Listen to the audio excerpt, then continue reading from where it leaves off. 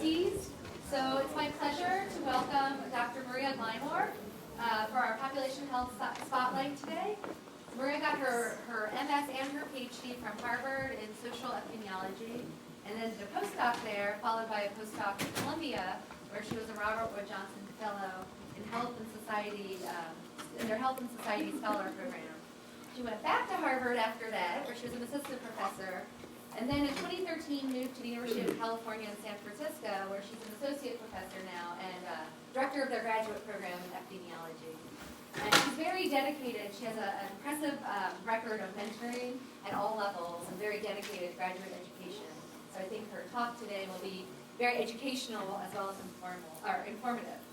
So Maria's research, maybe informal. Also informal. Everything I do is pretty informal.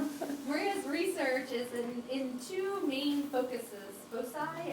First, in identifying modifiable determinants of cognitive function, dementia, and stroke in late life, which is how Maria and I actually have gotten to know each other. And then also in strengthening quantitative methods and causal inference in research on social determinants of health. The two overlap quite nicely, which is what she's going to talk about today in her talk, Prioritizing Directions for Causal Inference in Social Epidemiology, Bias, Precision, and Imagination.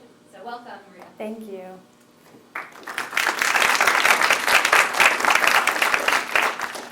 Thank you. Is the sound about right, or is it too loud? Okay, fantastic. So thank you for inviting me. It's really a pleasure to be here. It's been a wonderful morning in which every conversation I think, oh, I need like another few hours to talk to you. And I'm looking forward to, I think I'm meeting with students after this to talk a little bit more. So the talk I'm going to give today was really grew out of a session at the Society for Epi Research a couple of years ago that was organized by Ichiro Kawachi, one of my mentors. And Ichiro, I think intentionally to provoke me, had entitled his symposium session, Causal Inference in Social Epidemiology. Is that all there is? And so that sort of elicited this talk in response. The talk sort of grew and was substantially enhanced because I asked Dr. Kara Rudolph to join me in writing it as a paper, and so it's been published in Social Science and Medicine in a vastly improved version reflecting Kara's beneficial influence. Kara's a postdoc at Berkeley right now and will be an assistant professor at UC Davis next year. So I like to start this talk, start talking about social epidemiology because most of my talk is about how do we strengthen causal inference, how do we do the most rigorous types of science that we can do. And I think it's worth starting by giving an anecdote that illustrates why I think it's always so essential to remember social context whenever we're thinking about the science, that the social context should really shape how we ask questions and the potential implications of our questions. This is a story that came out, I think, when I was a master's student, probably. And so some of you may remember it, but most of you probably don't. This was a story about a drug that, in fact, eflornithine, which was a really powerful drug developed in the 1970s that treated African sleeping sickness, a disease which killed thousands of people. And it was the best drug for the second phase of the disease. And eflornithine, when they first developed it, Aventis released it, and they'd hoped that they could develop it also into a cancer treatment, and they would be able to make a good profit off of it as a cancer treatment. But that didn't pan out. And as a result, they were going to stop production of eflornithine, which would be very sad for the people who had sleeping sickness. And at the last minute, it was saved because, in fact, it turned out that somebody figured out the drug also helped reduce facial hair in women. And so they could sell it as a lifestyle drug in Western countries and high-income countries and continue to produce the drug. And they would be willing to give it to save thousands of people from this deadly illness. And you could still buy eflornithine and apparently it's a very useful drug for this, for unwanted facial hair, but it's also useful for this dreaded illness. So I thought that this was a kind of, the view that women shouldn't have facial hair was kind of an arbitrary gender norm, and this is a rare win for arbitrary gender norms. But it also helps us understand why we see a 40-year gap in life expectancy globally. Is this kind of social process where we have an incredible technical tool that's been discovered, but in fact, it's not going to reach people. It's not going to make the difference that it should unless we have those social structures for distribution set up. So this kind of gap in life expectancy, of course, we see it globally, but we also see it within the United States. And this is a picture from the Aid Americas paper, the influential Aid Americas paper, comparing white male life expectancy across U.S. counties, and you see essentially a 14-year gap in white male life expectancy. A similar, slightly larger gap for black men, and similar gaps for women. So, of course, we see this incredible inequality both within and between racial groups across geography in the United States. And I think that sitting in the United States, especially right now, it's easy to think, oh, there's the idyllic Europe where they don't have these kinds of inequalities. They have solved social inequalities in health in Europe because they have this incredible social safety network.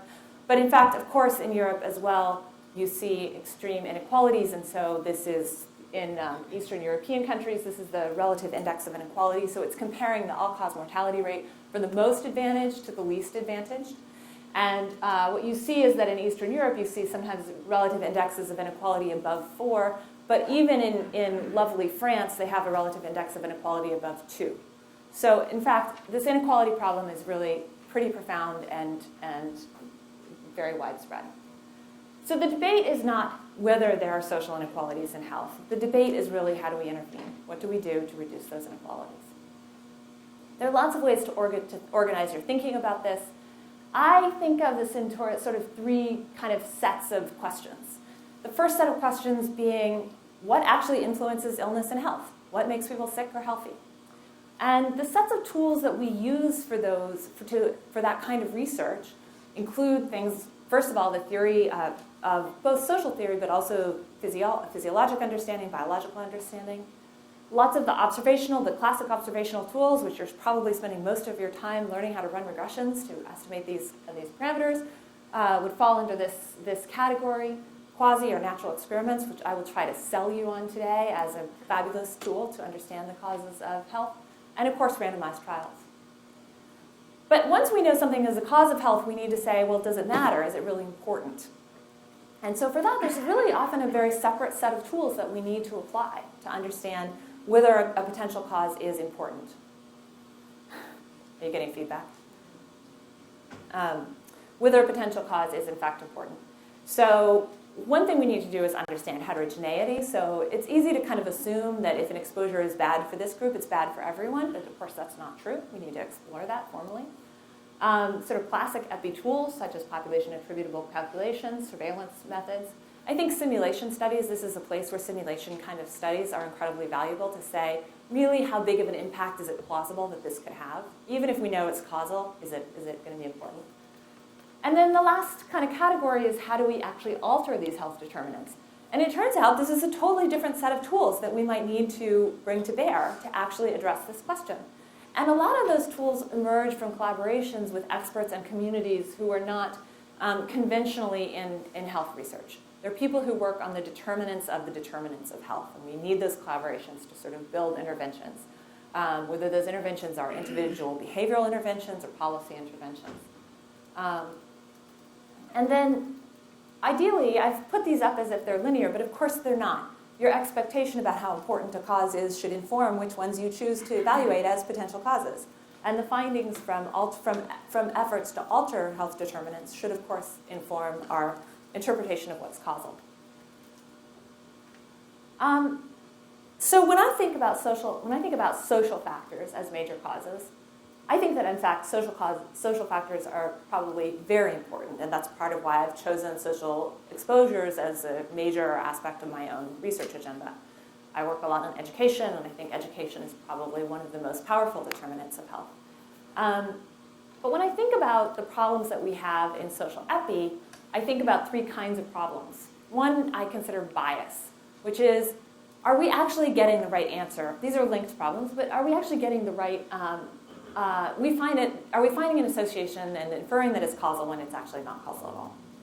The next I call precision, but I think it's more aligned with what you've probably learned in causal inference classes as consistency. Have we defined the exposure as it's operationalized in our analysis with enough clarity and specificity that you can actually go and intervene on that when you go and try to field an intervention. And this is, I think, is a particular challenge in social epidemiology because very often all our exposures are correlated with a whole bunch of other kind of conceptually related exposures. So it's really difficult to pull out which piece really matters. And the last thing, the last area is imagination. And this is the possibility that we are simply missing the boat and not identifying the most relevant causal variables. And I have a tendency in my talks to go on a little bit too long. So I like to put anything that I really want to say early in the talk, so I definitely get to say it at a slow pace. And my punchline is that a lot of the work that we've done in causal inference has prioritized research on reducing bias. A tremendous amount of emphasis here has been about bias. And yet, I think that, in fact, we need to be really careful not to lose sight of the importance of imagination and of substantive exploration. And that as our students reach out and start to launch into what they want to do, I hope that people will really think theoretically what are the important exposures and what can we explore as possibilities. My view is that we're surprisingly, our current understanding of how social inequalities come to influence health is surprisingly inadequate.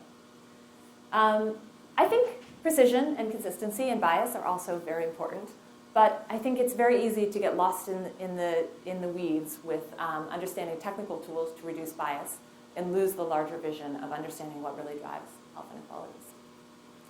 So with that said, I'm now going to go back to the conventional ordering and talk first about bias, because I have the most to say about bias. So it's actually been a very, I finished my doctorate in 2004, and it's actually been a pretty exciting decade or so in terms of the progress that we've seen in social epi, the extent to which people take the bias problems very seriously, and the innovation around methodological tools to do better for social epi. I think that when I was in graduate school was actually an era of a lot of humility and pessimism about epidemiology, and due in part to some trials that did not pan out as we had expected. And I think that has fostered a kind of flourishing of methodologic innovation, which has been I think social epi people care a lot about these issues now.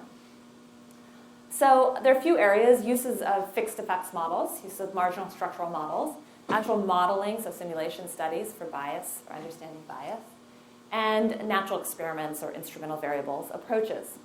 And I think that of all of these, my personal favorite is around natural experiments or policy-based IVs. I think that they have particular promise for solving some of the important problems in social epidemiology, but I think all of these tools can be useful. I want to start by talking about fixed effects models. And this is an example from a paper by Drexel, whose name I may be mispronouncing, and I apologize, I always mispronounce it. But he did a sort of group of papers that were based on the idea on drilling down in this very, very commonly observed, very well documented association between neighborhood disadvantage and poor health. And this has been documented in many, many settings, many, many cohorts, many ways of assessing neighborhood disadvantage and many ways of assessing health have been linked. And what Drexel said is, look, what you all know is that it may just be that sick people tend to live in poor neighborhoods, and this is not that poor neighborhoods are making them sick. There's just a selection process. Now, everybody does know that, right? Like, everybody acknowledges it in every limitation section of every paper. They say, well, it could be reverse causation, or it's not, or it could be selection, we're not sure. So Drexel said, I want to look within the same person as they change neighborhoods. If it's really causal, then when a person moves from an advantaged neighborhood to a disadvantaged neighborhood, their health should deteriorate. Vice versa, if they move from a disadvantaged neighborhood to an advantaged neighborhood, their health should improve. And so he used these fixed effects models to evaluate this. And so this is his picture. The dark bars are comparisons that include between people. So they compare the health of people who live in advantaged neighborhoods to the health of people who live in disadvantaged neighborhoods. The gray bars, these guys, I guess I should start over here, these guys, are within person. So they're comparing the health of the same people when they live in advantaged versus disadvantaged neighborhoods. And what you can see is that for almost every health outcome he's got, self-rated health, mental health, physical functioning, physical activity, alcohol, it's a little different, smoking, you see very large associations when you compare between people. And that association is almost not detectable at all when you look within people, right?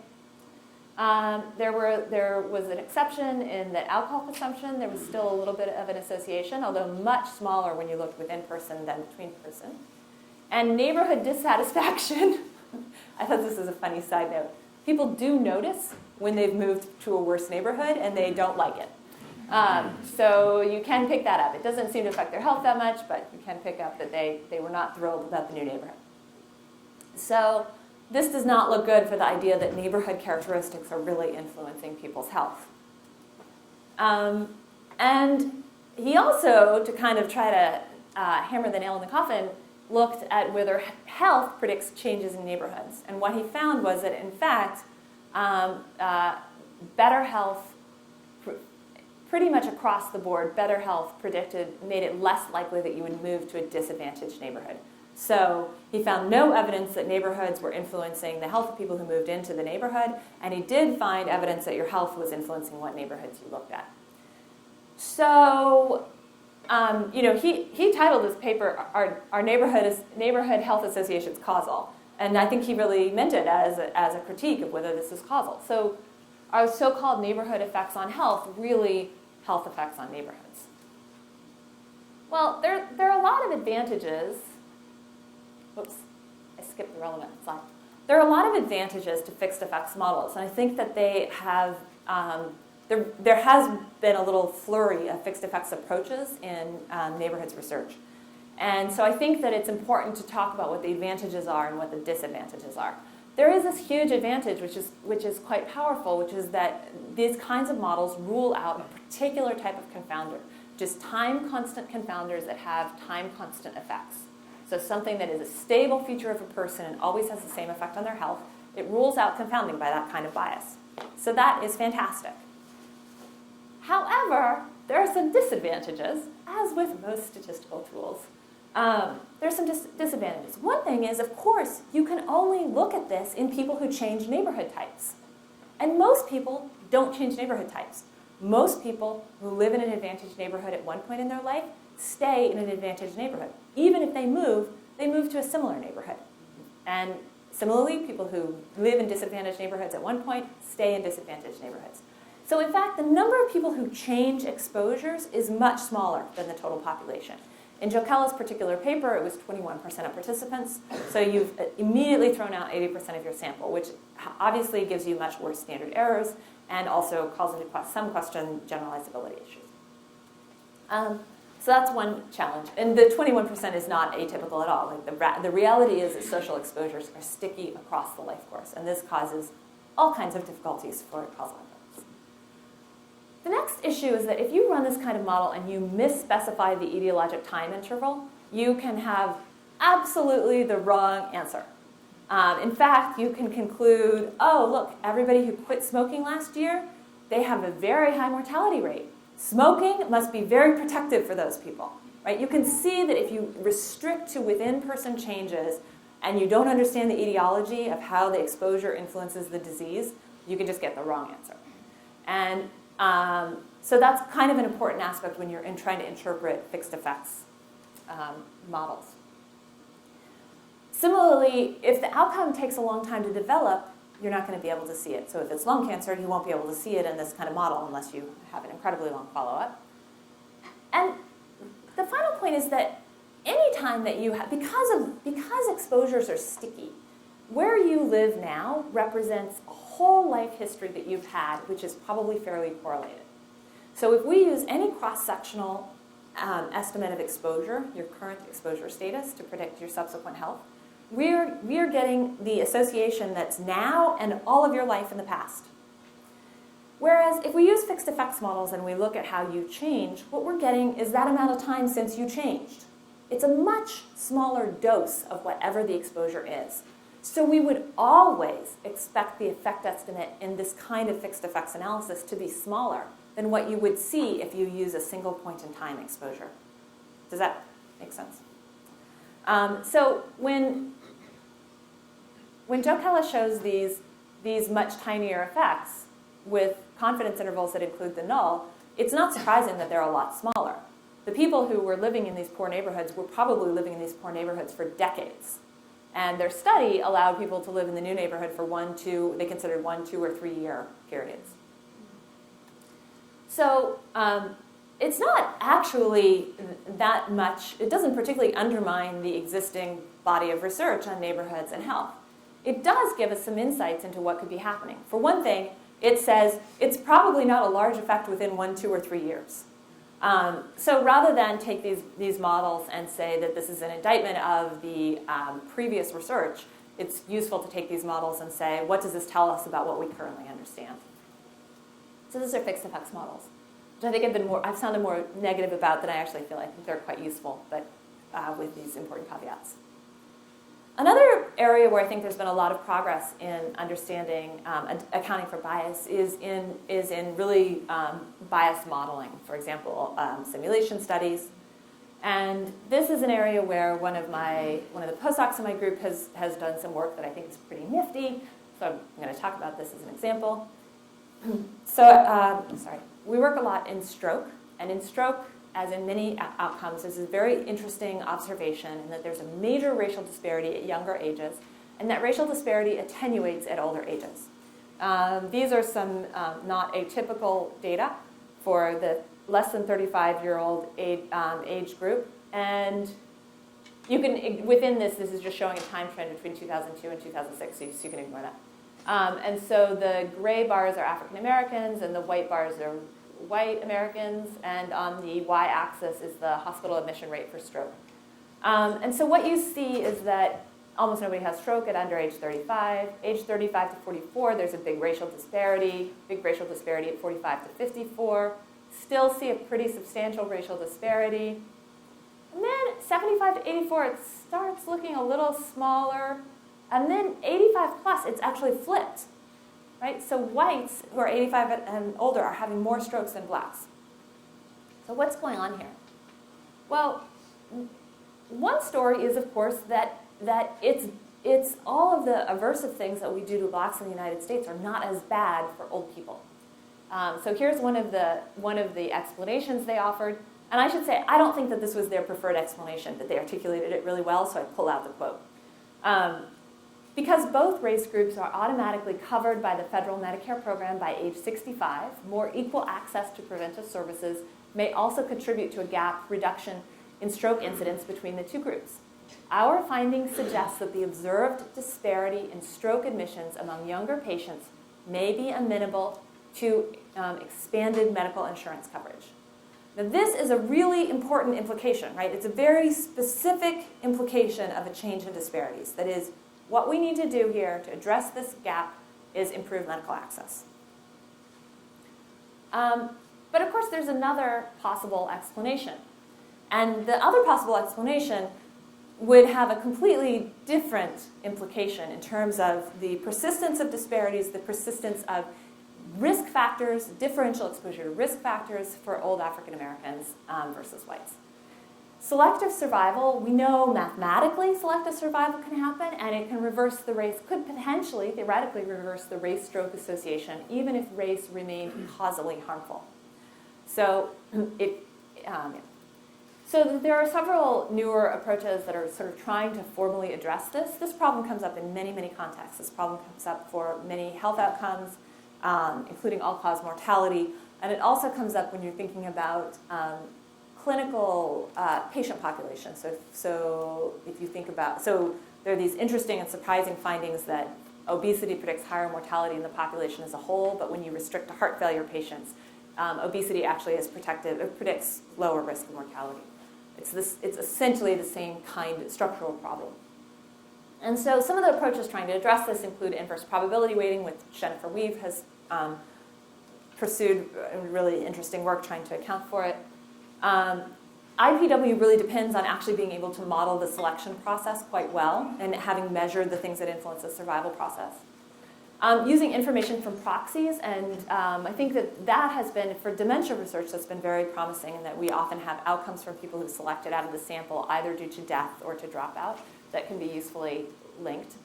Information from surveillance or administrative linkages is somewhat similar. Laura Howe has used the ALSPAC study in England and basically said, oh, all these people who stopped being in my study, we still have administrative records for them, so we can look at what happened to them even though they're not in the study. Biomarker information, so we've shown, for example, that neuroimaging measures, which are not typically assessed in most studies, but neuroimaging measures predict dropout over and above what's measured, and so potentially we could use that to overcome this. And simulation studies, what Elizabeth Rose Mayada has done, which is simply to say, okay, yeah, selective survival is theoretically possible, but what would have to be going on for that to really happen? That's a big change. What would really have to be going on, and can we actually reproduce those results? So this is Dr. Mayada, and so she ran a simulation based on this directed acyclic graph in which she's got race influencing survival and some unmeasured factor U also influencing survival, both factors influencing stroke, and then you look at the group that remains stroke-free and alive at the next age and model their stroke risk. And she did this simulation maintaining a constant absolute effective race on stroke risk, so that at each age, the absolute risk of stroke for an individual, for a black individual in the simulated population, was there was an absolute risk difference of 20 per, I think, 10,000. Yes, it was 10,000. So here's what she found. This is across 2,000 iterations of her simulation. In the black here, these are the actual stroke incidence rates from the regards data set, from the regards cohort, which we thought, these are sort of updated numbers, which George Howard at the University of Alabama kindly shared with us. And we thought that these numbers are probably the best national estimates of racial disparities in incidence of stroke. So these are the black is the real data. And the red is the truth in our simulation, the true causal effect in our simulation. This is the pattern of when the simulation has no U factor. Oops, here's our DAG. So when this U doesn't exist, you actually have no survival bias. This, the green, is in a scenario where U exists and U and race have the same relative effect on mortality. So they don't, sorry, not that they have the same relative effect. They don't interact on a relative scale to influence mortality. And the blue was actually the simulation where we have a U and it influences mortality for blacks but not whites. And it wasn't even a huge effect. It was like hazard ratio of 1.5 for blacks, but a hazard ratio of 1 for whites. And what you can see was with this pretty modest simulation, you actually can essentially reproduce exactly what was observed in the regards data. So it was pretty easy to simulate this. What's interesting about this simulation is that it implies, we usually think of the definition of a disparity as a difference that is preventable or due to injustice.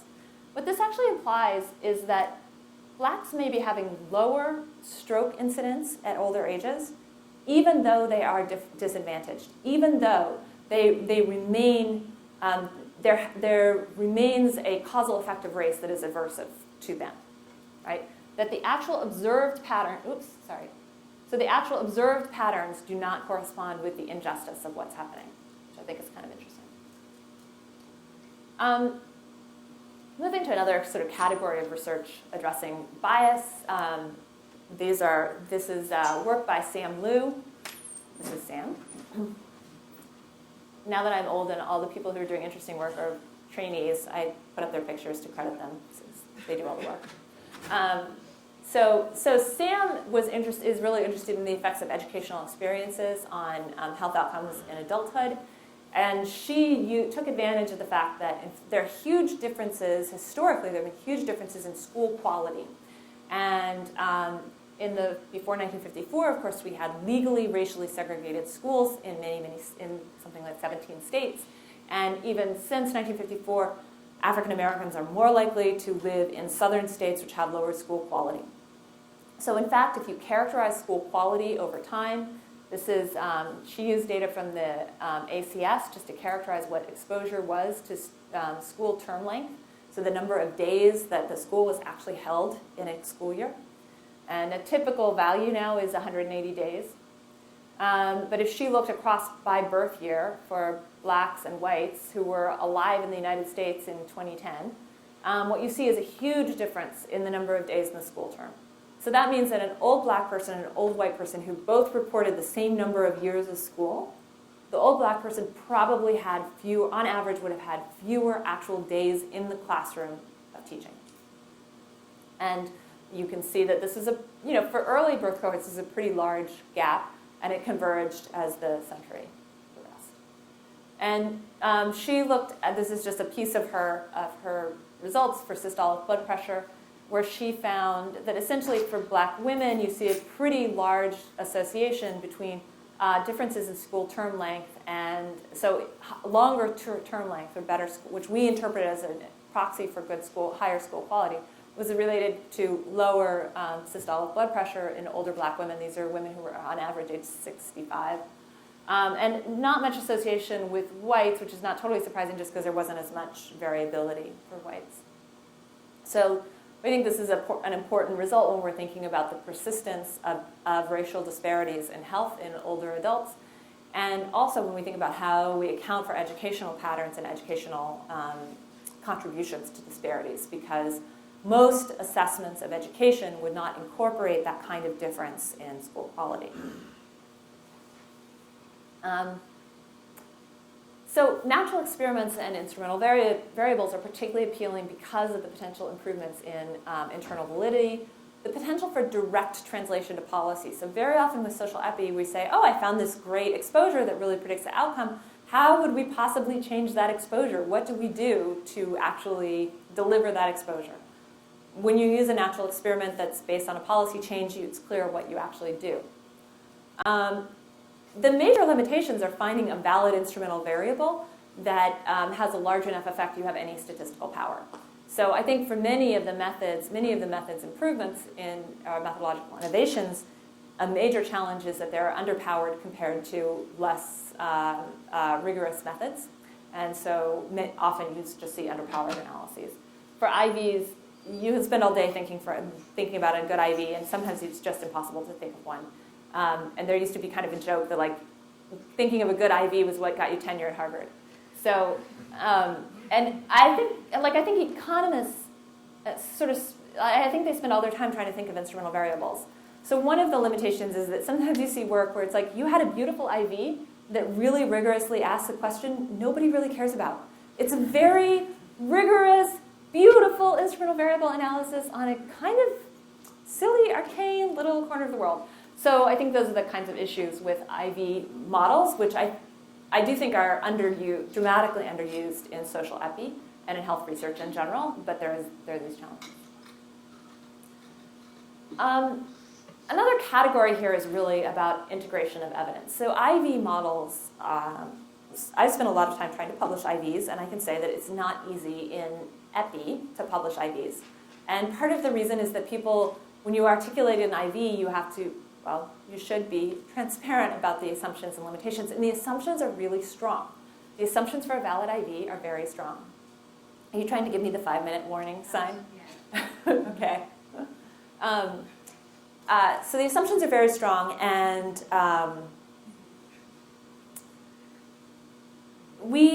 of course, the assumptions for observational epi are also very strong, but we don't usually articulate them with such determination, and it's easy to forget them. So I think that one of the things that we really need to focus on is how to improve integration of evidence. And Jan van den Broek wrote this paper recently that was very controversial and generated quite a storm of response. And I was sad because I thought the most useful thing about it, which was a really nice and lovely point, was that we need to do a better job of integrating across sources of evidence. And in fact, we don't spend very much time training students to do that or struggling ourselves to do it. And this is the nature of interdisciplinary work, which we all think is valuable, and yet it's less often done than endorsed.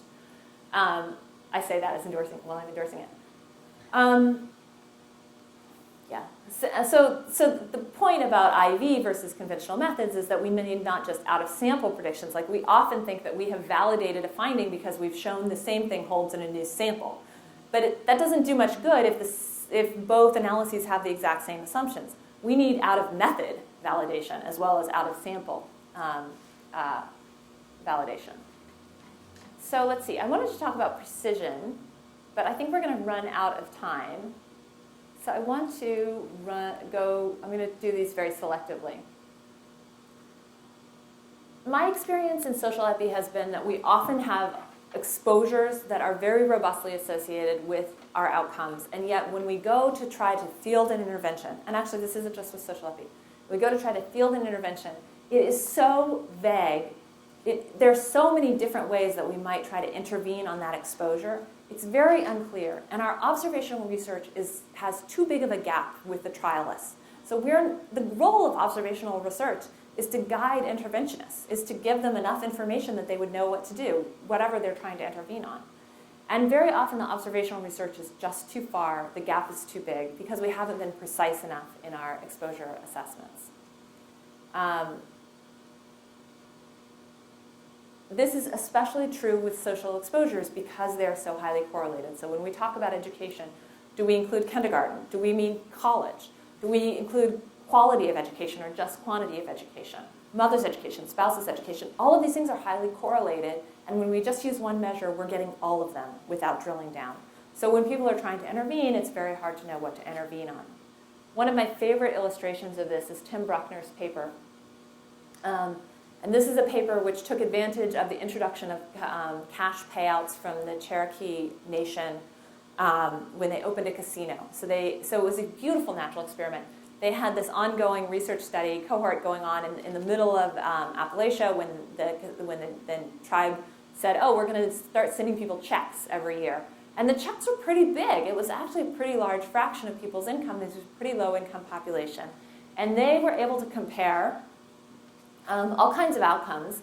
And so from a social epidemiologist perspective, hey, you give people money, that's good.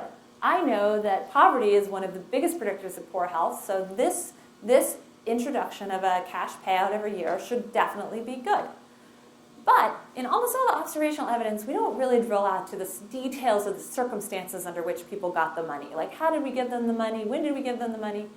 So part of what I love about this study is it's a collaboration of a quantitative researcher and a qualitative researcher. So Ryan Brown was an anthropologist who worked with him on this study. And what they show, this is motor vehicle fatalities per month. Now, it turns out that the payout, the checks were delivered every year in December.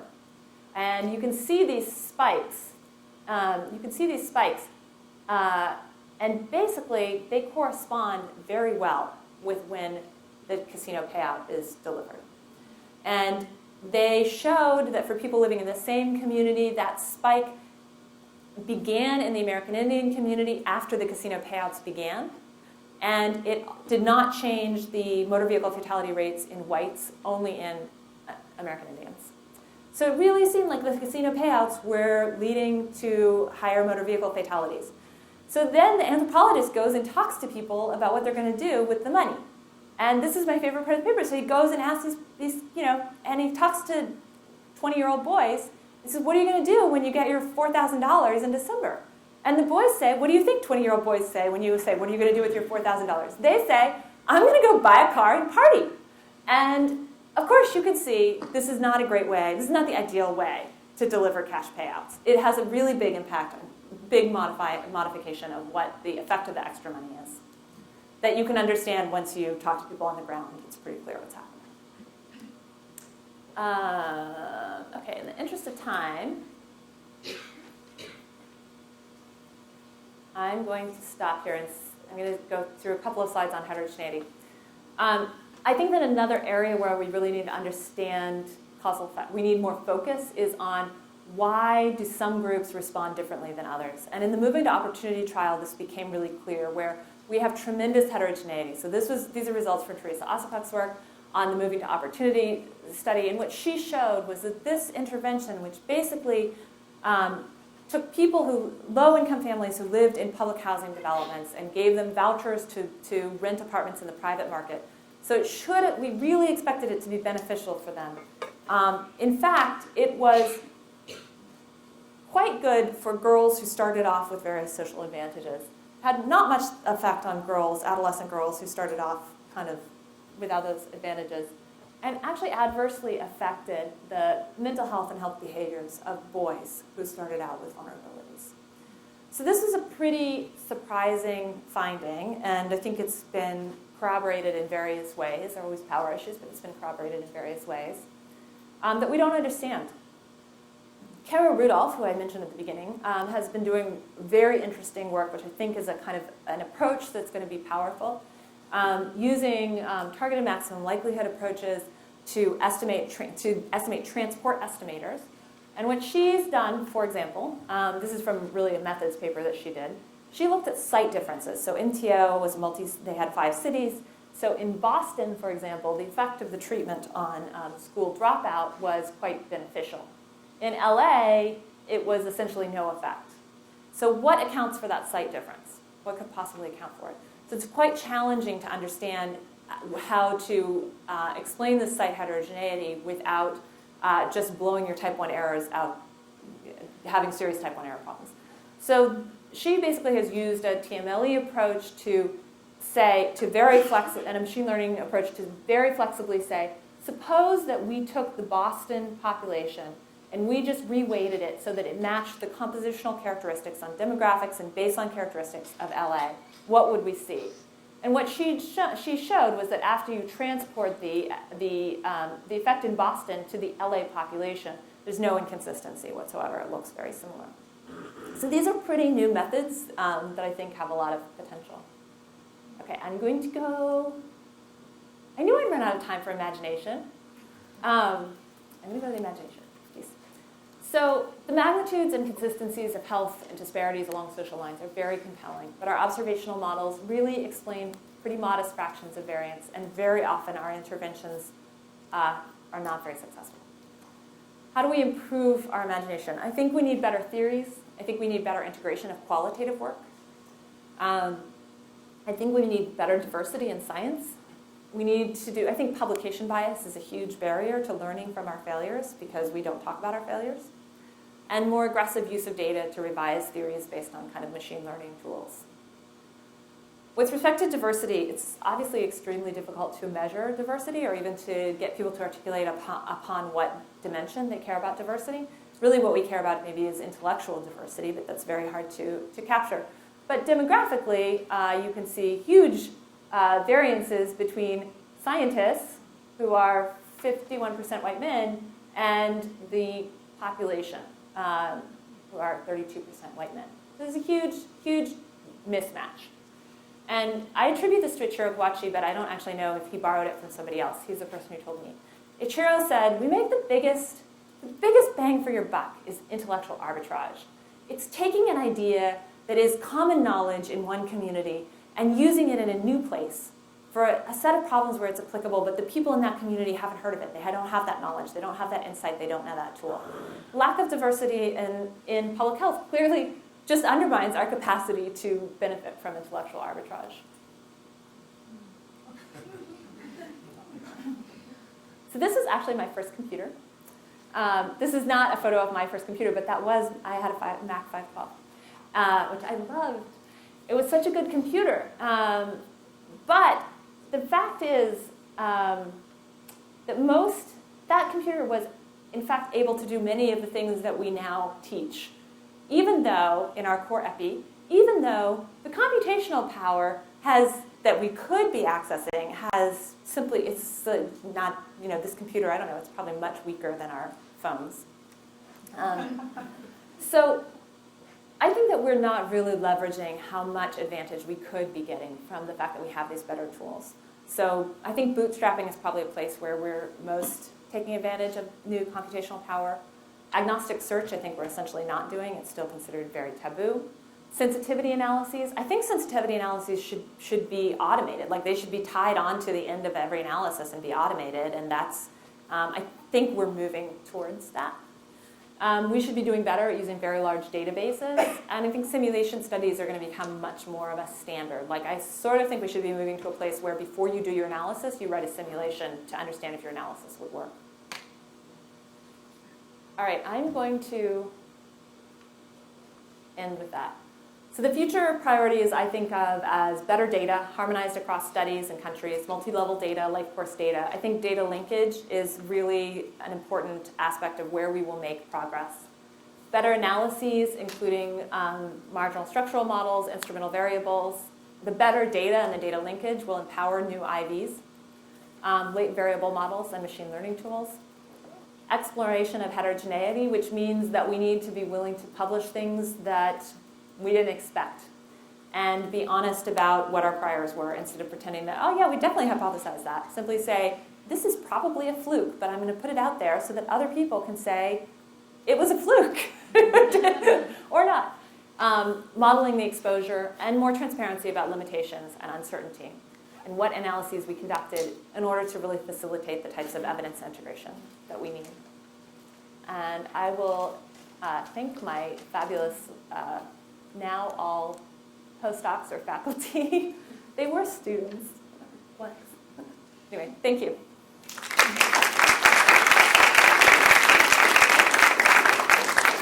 think we have time for a few questions. Thank you so much for the talk. My pleasure. One of the things that stands out to me is that when we're trying to think about life course exposures and how that potentially impacts health outcomes now in real time. Yeah. What are your thoughts on how to take into account that compounding effect? Because there's a difference between whether or not it existed when you were 10 or when you were 20, depending on where you live, say.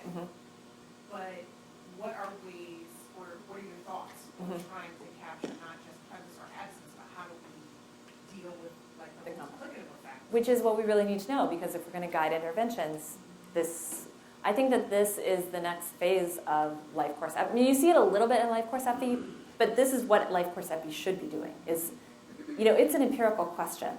Is it worse to have been disadvantaged as a child if you're disadvantaged now? Like, does it actually compound or no? Or is it really just a sensitive period? Is there a critical? Maybe there really is a critical period.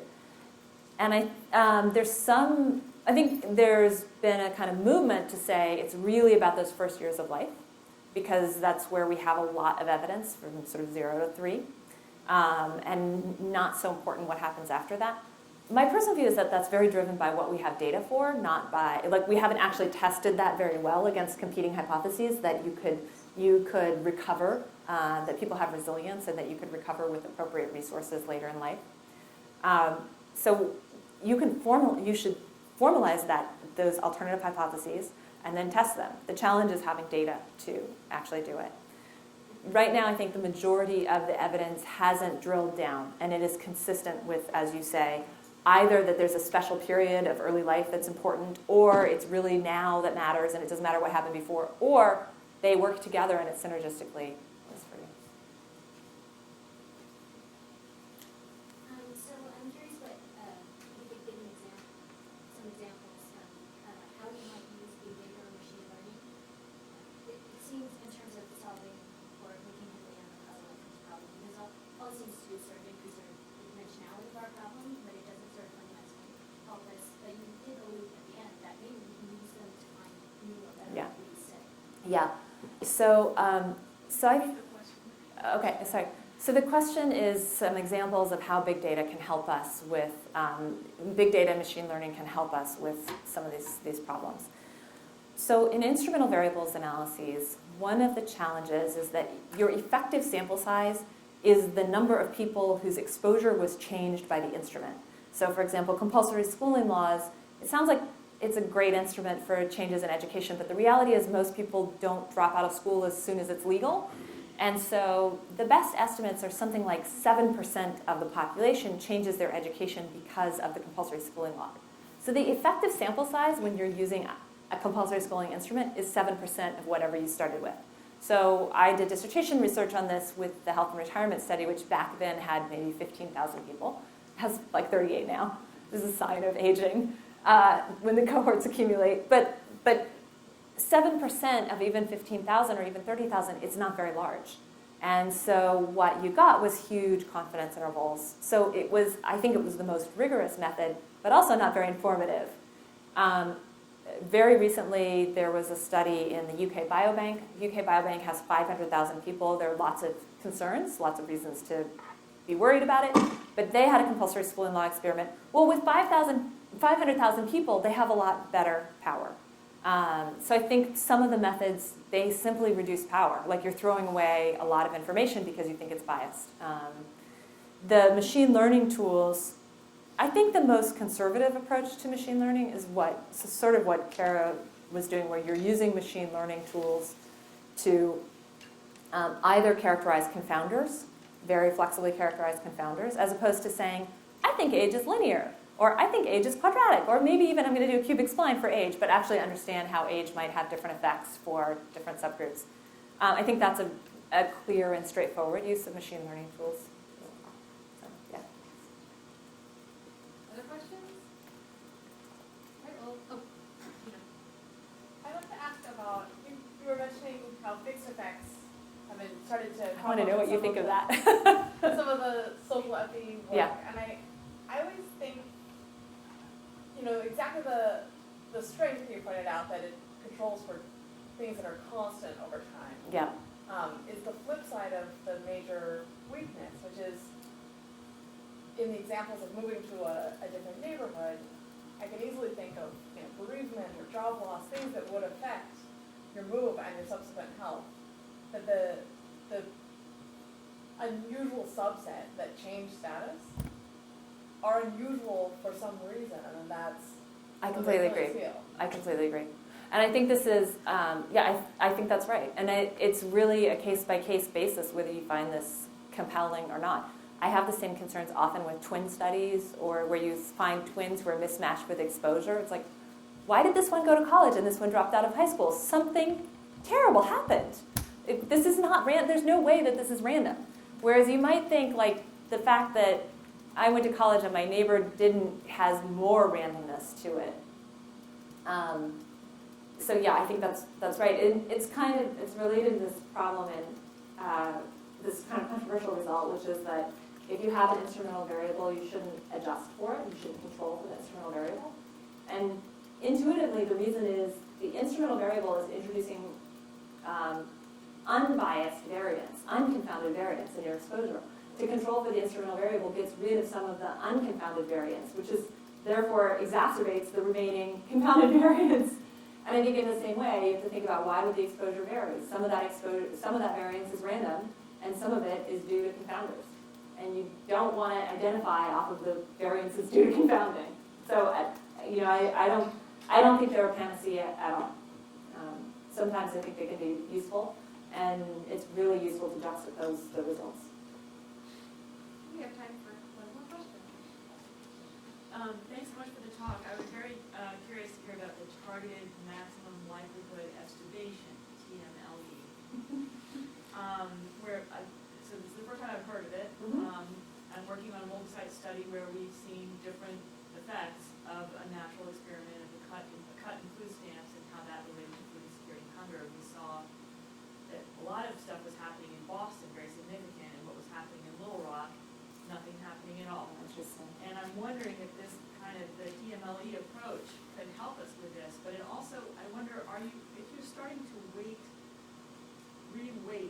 sort of the people of Boston, or you're weighting the people of LA against the people of Boston, are you somehow taking out the uniqueness of the city, the uniqueness of the people who are living there, and the policies that are happening in that particular state or city?